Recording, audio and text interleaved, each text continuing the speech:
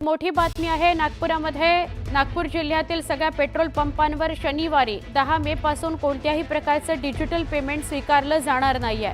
Cyber फसवणुकीच्या वाढत्या घटनांमुळे बँक खात्यातील रक्कम गोठवली जात असल्याने विदर्भ पेट्रोलियम डीलर्स असोसिएशनने हा निर्णय घेतलेला आहे। सध्याच्या परिस्थितीमध्ये देशभरात डिजिटल व्यवहार मोठ्या प्रमाणात वाढले आहेत, पण याचाच गैरफायदा सायबर गुन्हेगार घेऊ लागलेले आहेत।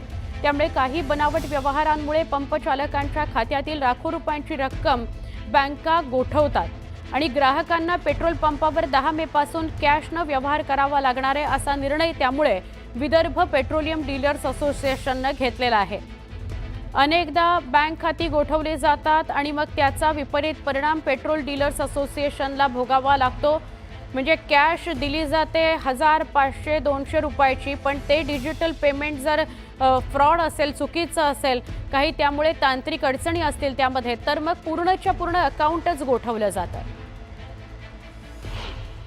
डिजिटल पेमेंटमुळे जो आमच्या डीलर्स लोकांना त्रास होत आहे त्याच्याबद्दल ही प्रेस कॉन्फरन्स आहे। आम्ही 10 तारखेपासून डिजिटल पेमेंट बंद करण्याचा निर्णय घेतला आहे, कारण आमचे 25 ते 30 डीलरच्या अकाउंटमध्ये लीन लावलेला आहे बँकांतर्फे आणि बँकांना हे नॅशनल सायबर क्राईम पोर्टल द्वारे इन्फॉर्मेशन आली आहे की या अकाउंटमध्ये लीन लावा किंवा अकाउंटला फ्रीज करा। आता 2 डीलरचे अकाउंट फ्रीज झालेले आहे।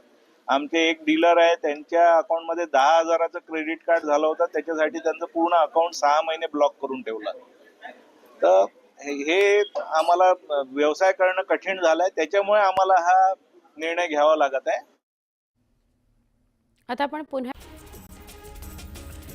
अहिल्यानगर जिल्ह्याच्या काही भागात 3 ते 6 मे दरम्यान विजांच्या कडकडाटासह वादळी वारा आणि हलक्या ते मध्यम स्वरूपाचा पाऊस होण्याची शक्यता हवामान खात्याने वर्तवली आहे। विजा चमकत असताना किंवा वादळी वारे वाहत असताना झाडाखाली उभं न राहण्याचं आवाहन करण्यात आलंय। मुंबई शहर आणि उपनगरात तुरळक अवकाळी पावसाची शक्यता हवामान विभागाने वर्तवली आहे। शहरामध्ये काल तापमानात तुरळक घट झाली। शुक्रवारपर्यंत शहराचं हवामान ढगाळ राहण्याचा अंदाज आहे। हवामान विभागाने वर्तवलेल्या अवकाळी पावसाचा अंदाज नागपूरकरांसाठी 6 दिवसांसाठी खरा ठरलाय। शहरातील काही भागात गारपीट तर काही भागामध्ये वादळासह जोरदार पावसाने हजेरी लावली। पुणे जिल्ह्याच्या तापमानात 2 अंशांनी घट झाली आहे, तर पुढील 4 दिवसात पावसाचा अंदाज वर्तवण्यात आला, त्यामुळे पुणेकरांना उकाड्यापासून काहीसा दिलासा मिळतोय। नागपूरचा विदर्भात वादळी वाऱ्यासह जोरदार पावसाने हजेरी लावली, तर देशात मध्य प्रदेश आणि उत्तर प्रदेशसह 19 राज्यांमध्ये वादळी वाऱ्याचा इशारा देण्यात आलाय। हरभऱ्याला सद्यस्थितीत हमीभावापेक्षा समाधानकारक दर मिळतोय। काल हरभऱ्याची 17,000 क्विंटलची आवक झाली। जळगाव बाजारात लाल हरभऱ्याला सर्वाधिक असा 9,000 रुपयांचा क्विंटलचा दर मिळाला। राज्यातील बाजार समितीमध्ये गव्हाची 7,356 क्विंटल आवक झाली, त्याला सर्वसाधारण दर हा 2,703 रुपये प्रति क्विंटल मिळाला। राज्यातील कांदा बाजारात 1,27,000 क्विंटल कांद्याची आवक झाली। यात उन्हाळ कांद्याची नाशिक जिल्ह्यात 71,000 क्विंटल तर सोलापूर बाजारात लाल कांद्याची 19,000 क्विंटल आवक झाली। राज्यातील बाजार समितीमध्ये तुरीची 19,345 क्विंटल आवक झाली, त्याला सर्वसाधारण दर हा 6,695 रुपये प्रति क्विंटल मिळाला। केंद्र आणि राज्य पुरस्कृत योजनांचा लाभ नेमक्या किती आदिवासी लाभार्थ्यांपर्यंत पोहोचतोय याचा आढावा घेण्यासाठी आदिवासी पाड्यांचं सर्वेक्षण करण्यात येणार आहे। याचा अहवाल 30 मे 2025 पर्यंत सादर करण्याचे निर्देश आदिवासी विकास मंत्री डॉ. अशोक उईक यांनी शुक्रवारी दिले। वाडा तालुक्यातील अनेक गावपाड्यात पाणी टंचाईचा प्रश्न दरवर्षीच निर्माण होतो। काही गावात टाक्या उभारलेल्या आहेत, नळ जोडण्या सुद्धा दिल्या आहेत, मात्र या नळांना पाणी येत नसल्यामुळे नागरिकांना टँकरची वाट बघावी लागते। अनेकांना सध्या तालुक्यातील 14 गावपाड्यामध्ये तीव्र पाणी टंचाई असल्यामुळे टँकरनं पाणी पुरवठा केला जातोय। महाबळेश्वरमध्ये 3 दिवसीय पर्यटन महोत्सवाचं आयोजन करण्यात आलं। यावेळी मंत्री शंभूराज देसाई यांच्या उपस्थितीत शोभायात्रा काढण्यात आली। मोठ्या संख्येनं पर्यटकांनी हजेरी लावली। गडकिल्ले अतिक्रमण मुक्त करण्याच्या मोहिमेअंतर्गत किल्ले रायगडावरील 24 घरं आणि 56 दुकान मालकांना अतिक्रमण हटवण्याच्या नोटिसा बजावलेल्या आहेत। 30 मे पर्यंत रहिवाशांनी ही घरं रिकामी करण्याचे आदेश वन विभागाने दिलेत। डिजिटल इंडियाला प्रोत्साहन देण्यासाठी ऑनलाईन व्यवहारांवरती भर दिला जातो, मात्र असं असताना दुसरीकडे नागपूर जिल्ह्यातील पेट्रोल पंप चालकांनी डिजिटल पेमेंट न स्वीकारण्याचा निर्णय घेतलाय। 10 मे पासून जिल्ह्यातील कोणत्याच पेट्रोल पंपावरती डिजिटल पेमेंट स्वीकारलं जाणार नाही। मुंबईत प्रवास करणाऱ्या लाखो रेल्वे प्रवाशांसाठी आणि विशेषतः नीट परीक्षेला सामोरं जाणाऱ्या विद्यार्थ्यांसाठी आनंदाची बातमी। परीक्षा आज असल्यामुळे आज मध्य आणि हार्बर मार्गावरती मेगा ब्लॉक नाही। मध्य रेल्वेवरील मोटर बंदनी आजपासून पुकारलेलं ओव्हरटाईम बंद आंदोलन मागे घेतलंय, त्यामुळे मुंबईकरांना मोठा दिलासा मिळालाय. रेल्वे प्रशासन आणि संघटनात झालेल्या बैठकीनंतर मोटरबंदच्या मागण्या मान्य करत तोडगा काढण्यात आलाय. यामध्ये मोटरबंदच्या केबिनमध्ये बसवण्यात येणाऱ्या सीसीटीव्हीचा वापर शिस्तभंग आणि दोषारोपाच्या पुराव्यासाठी केला जाणार नसल्याची ग्वाही प्रशासनाने दिली. पुणे महापालिकेनं यंदा मिळकत कराची बिलं 1 मे पासून पाठवायला सुरुवात केली असली तरी शहरातील 13,590 मालमत्ताधारकांनी एप्रिल महिन्यात कर भरला असून त्यांच्याकडनं 49,06,00,000 रुपयांची रक्कम महापालिकेच्या तिजोरीत जमा झाली आहे. नवी मुंबई हे महावितरणला राज्यात सर्वाधिक महसूल मिळवून देणारं शहर बनलंय असं असताना सुद्धा या ठिकाणी सर्वसामान्य नागरिकांना वीज बिल भरून देखील वीज पुरवठा खंडित होण्याच्या प्रकारांना सामोरं जावं लागतंय. समृद्धी महामार्गाच्या इगतपुरी ते ठाण्यातील आमने या शेवटच्या टप्प्याचं काम पूर्ण झालंय, मात्र अद्यापही वाहतुकीसाठी मुहूर्त मिळालेला नाही. दरम्यान महामार्ग कधी सुरू होणार याची वाहनधारकांना प्रतीक्षा आहे. मुंबईत जागतिक दर्जाच्या स्टुडिओची इकोसिस्टम तयार करण्यात येणार आहे. यासाठी मुख्यमंत्री देवेंद्र फडणवीसांच्या उपस्थितीत प्राईम फोकस सोबत 3,000 कोटी रुपयांचा सामंजस्य करार करण्यात आलाय. मुंबईत बुलेट ट्रेनच्या कामाला वेग आलाय. बीकेसीतील स्टेशनसाठीच्या खोदकामाचं 76% काम पूर्ण झालंय. यावेळी रेल्वेमंत्री अश्विनी वैष्णव यांनी कामाची पाहणी केली. केंद्र सरकारप्रमाणे आता राज्य सरकार सुद्धा आर्थिक गुप्तचर विभाग स्थापन करणार आहे. बँक घोटाळ्यांचा तपास, आर्थिक फसवणूक रोखण्याची जबाबदारी या विभागावरती सोपवण्यात येणार आहे. कांजूरमार्ग इथलं डम्पिंग ग्राउंड बंद करण्याचे आदेश उच्च न्यायालयाने दिल्यामुळे मुंबई महापालिकेचे धाबे दणाणले. पालिकेकडे सध्या कचरा टाकण्यासाठी एकही पर्यायी जागा नाही.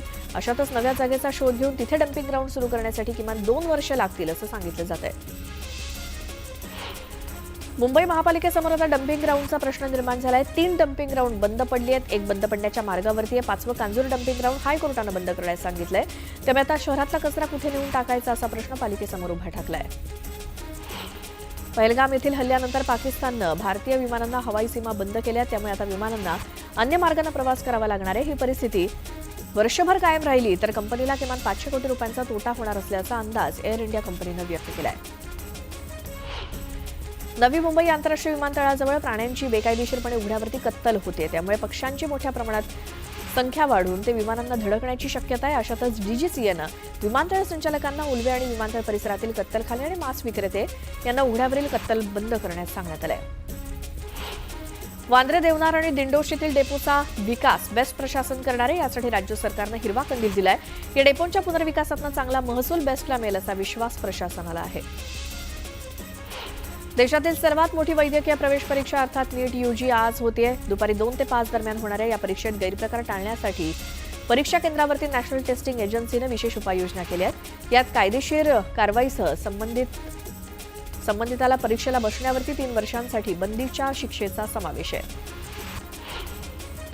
शिक्षक अभियोग्यता आणि बुद्धिमत्ता चाचणी परीक्षा देण्यासंदर्भातील तरतुदींमध्ये सुधारणा केलेली आहे. नव्या सुधारणेनुसार शिक्षक निवडीसाठीच्या शेवटच्या सत्रातील आणि शेवटच्या सत्रातील अंतिम परीक्षा देणाऱ्या विद्यार्थ्यांना सुद्धा टीईटी परीक्षा देता येणार आहे. शिक्षक भरतीच्या दुसऱ्या पात्र उमेदवारांना प्राधान्यक्रम नोंदवण्यासाठी आणखी एक संधी मिळणार आहे. त्यामुळे भरती प्रक्रियेत सहभागी होऊ न शकलेल्या उमेदवारांना पुढच्या आठवड्यात प्राधान्यक्रम तयार करण्याची सुविधा खुली होणार आहे. राष्ट्रीय शिक्षण धोरण 2020च्या अनुषंगानं विद्यापीठ अनुदान आयोगानं विद्यापीठ आणि महाविद्यालयांना अभ्यासक्रमामध्ये सुधारणा करण्याच्या सूचना केल्या. त्यामुळे नवकल्पना आणि तंत्रज्ञानातील प्रगती सतत विकसित होत असून या गतीशी सुसंगत अभ्यासक्रम असणं अत्यावश्यक आहे. त्यामुळे त्या दृष्टीनं सुधारणा कराव्यात असं यूजीसीनं म्हटलंय. मालवणीमध्ये एका कारखान्याला आग लागल्याची घटना घडली. अग्निशमन दलाच्या मदतीनं आगीवरती नियंत्रण मिळवण्यात यश आलंय. सुदैवाने यात कोणतीही जीवितहानी झाली नाही. पहलगाममधील दहशतवादी हल्ल्याचा तपास एनआयएनं हाती घेतलाय. यावेळी हल्ल्यादरम्यान हुआवेई सॅटेलाइट फोन पहलगाम परिसरामध्ये वापरल्याचं सुरक्षा यंत्रणांच्या तपासात समोर आलंय. हुआवेई ही एक चीनी कंपनी असून हिंदुस्थानात या फोनला बंदी आहे. त्यामुळे या हल्ल्याचं चीन कनेक्शन असल्याचा संशय देखील व्यक्त होतोय. पहलगाममधील दहशतवादी हल्ल्यानंतर भारत आणि पाकिस्तान यांच्यात संघर्ष सुरू आहे. भारतानं पाकिस्तान विरोधात कठोर पावलं उचलली आहेत. त्यात आता जहाजांवरती सुद्धा बंदी घालण्यात आली आहे. त्यामुळे भारतानं पाकिस्तानची मोठी कोंडी केली आहे. पहलगाम दहशतवादी हल्ल्यानंतर भारत आणि पाकिस्तान यांच्यातील तणाव शिगेला पोहोचला. यातच सीमा सुरक्षा दलाच्या जवानांनी राजस्थानातील भारत पाकिस्तान आंतरराष्ट्रीय सीमेवरनं एका पाकिस्तानी रेंजरला ताब्यात घेतलंय.